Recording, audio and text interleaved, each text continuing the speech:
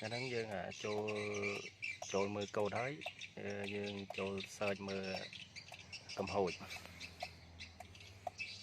មួយចេញកូដហ្នឹង search ឲ្យចុចយ៉ាងណានេះនឹងមើល map មើលវីដេអូមើល map រូបភាពបានហើយសារម៉ាស៊ីនយើងវាផុតការអាប់ដេតតែយើងមើលឃើញឥឡូវយើងគ្រូគាត់ធ្វើឲ្យបានសម្រាប់